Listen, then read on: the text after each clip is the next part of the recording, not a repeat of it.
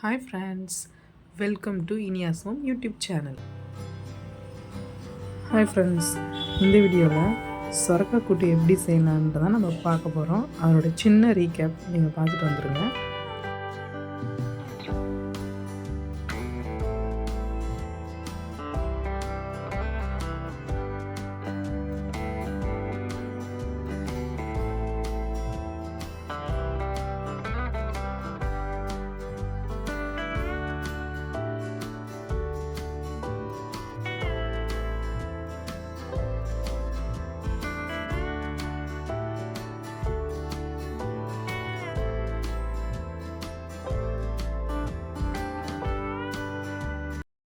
Hi friends, recap பார்த்துருப்பீங்க. இப்போ வாங்க நம்ம வீடியோக்குள்ளே போகலாம்.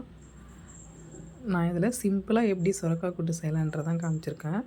அதுக்கு நான் சொரக்காய், ஆனியன், தக்காளி, பச்சை மிளகாய் எடுத்திருக்கேன்.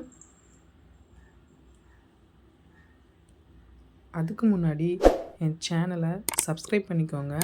அண்ட் ஆல்சோ பெல் ஐக்கானையும் கிளிக் பண்ணிக்கோங்க. இப்போ சொரக்காயை நான் எடுத்துகிட்டு அதை தோல் சீவிட்டு, நான் ஆஃப் சொரக்காய் தான் எடுத்திருக்கேன். நீங்கள் முழுசாக வேணால் முழுசாக கூட ஆட் பண்ணிக்கலாம். மெம்பர்ஸ்க்கு ஏற்ற மாதிரி நீங்கள் ஆட் பண்ணிக்கோங்க.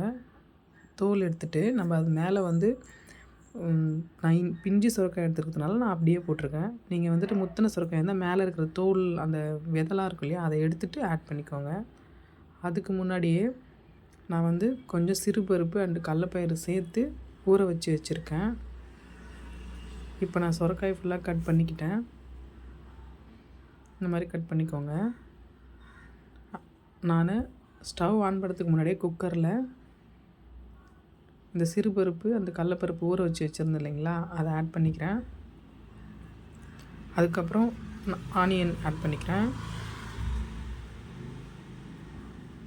நான் சைட் பை சைடு கட் பண்ணி வச்சுருந்தேன். இப்போ தக்காளி ஆட் பண்ணிக்கிறேன். அப்புறம் பச்சை மிளகாய் ஆட் பண்ணிக்கிறேன்.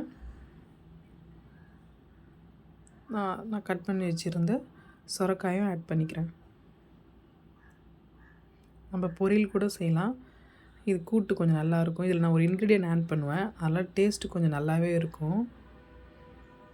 இப்போ நம்ம ஸ்டவ் ஆன் பண்ணிக்கிட்டு குக்கரில் நம்ம அதை ஆட் பண்ண எல்லாத்தையும் இந்த குக்கரில் எடுத்து நம்ம ஸ்டவ் மேலே வச்சுக்கலாம்.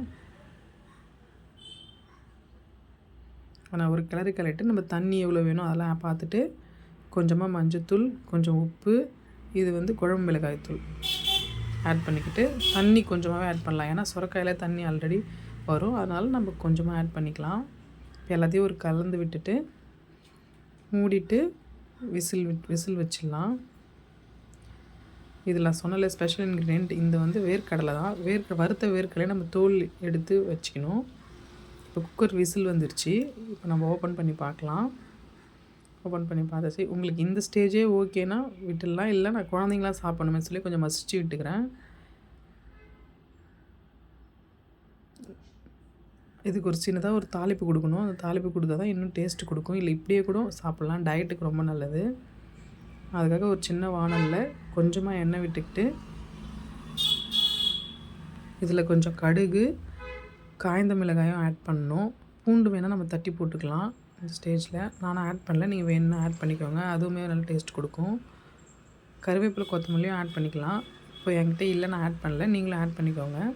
இதில் கொஞ்சமாக பெருங்காயத்தூள் ஆட் பண்ணி நம்ம தாளிப்பு கொடுத்து இது கலந்து விட்டுக்கலாம்.